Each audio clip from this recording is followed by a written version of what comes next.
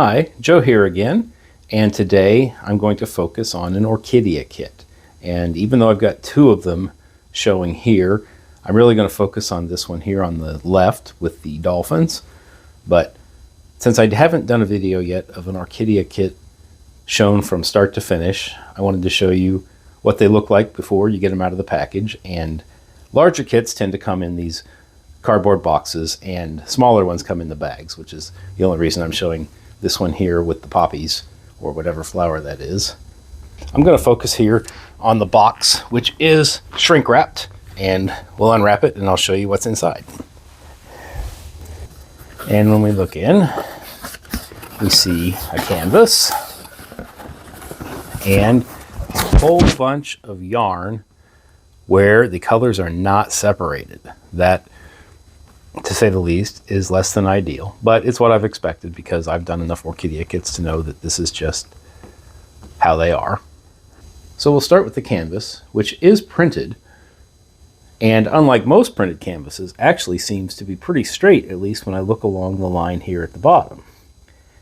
But if I go up and down, I'll see that the line has actually gone crooked, which is what happens to me most of the time when I get a printed canvas.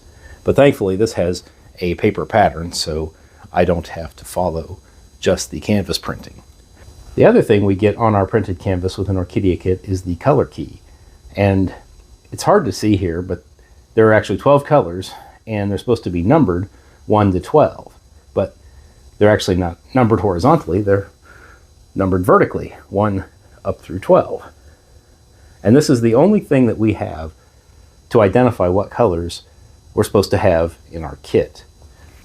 And this is all corroborated when we get to the instructions, because intuitively I would think we would hook from the bottom to top, but this kit is actually designed for you to hook it from left to right, or to turn the canvas into a portrait fashion and hook it this way.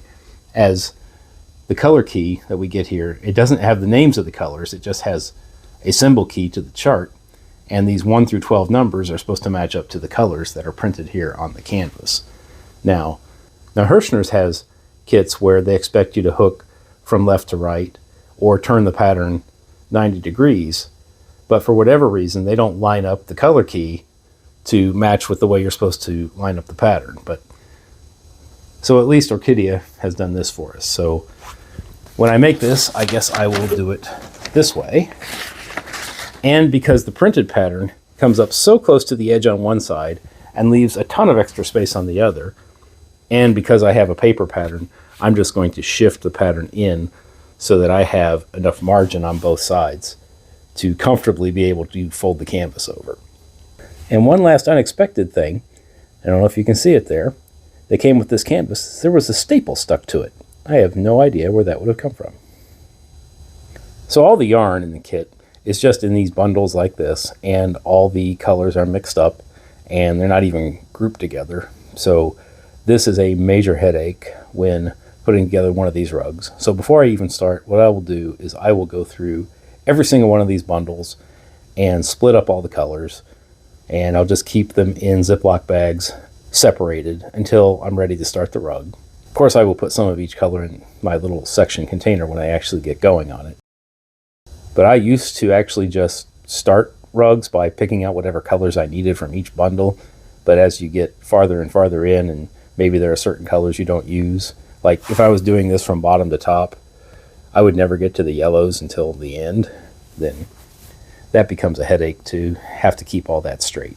But I find if I take the time to get all the colors separated, and it is a lot of time because it takes me at least 10 to 15 minutes per bundle to get all of the colors separated. And even though there's only 12 colors here, they are really bundled up good. So it's not like I can just pull out a wad of yarn and, hey, that's all the blue, or here, that's all the yellow.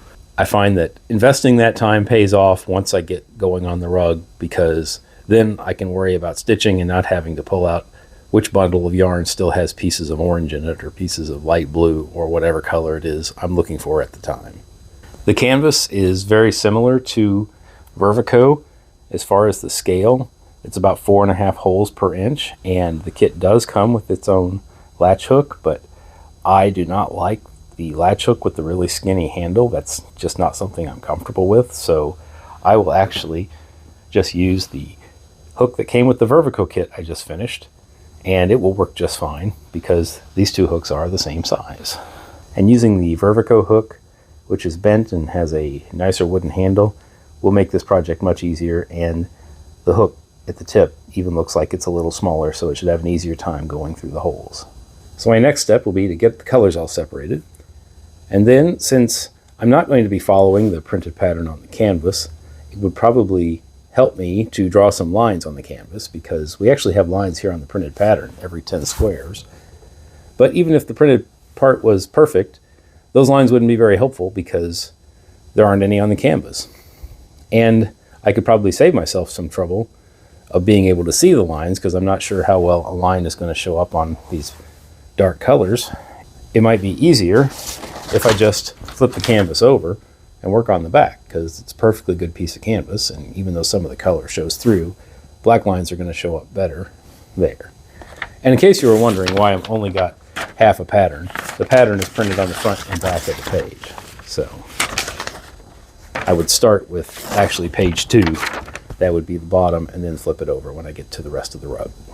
So I'll get started on separating the colors, and I'll meet up with you at the end, unless I find something interesting along the way. So here's a work in progress picture where I did use the back side of the canvas, and I did draw lines on it to make it easier to follow the pattern, so that was a success. Also, you can see that even though that I'm working the pattern from what in this picture looks like I'm working from the side, I am actually working it bottom to top. It's just the pattern is sideways, and it still looks fine. So I was a little bit worried that the yarn laying to the side instead of down would make it look different, and it really doesn't.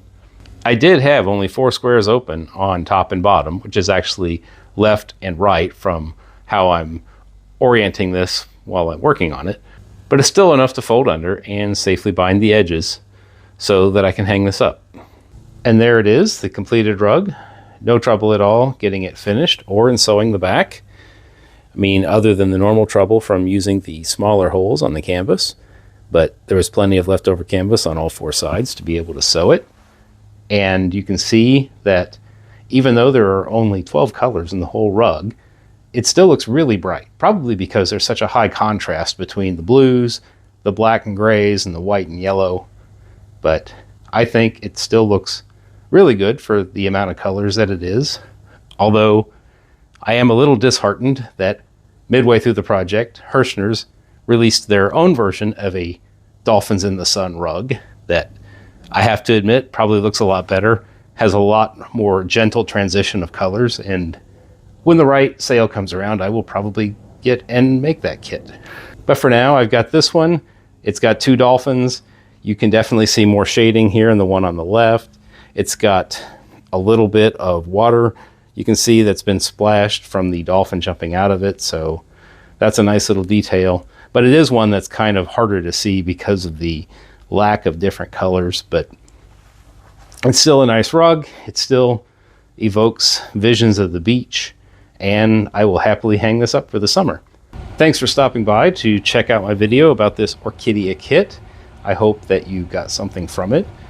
The best part, I think, is the finished rug. It definitely looks nice and full and plush, but the worst part is separating all those colors. There were so many bundles of yarn, and even though there were only 12 colors, I felt like I had to spend 3 days getting all that separated before I could even start making the rug.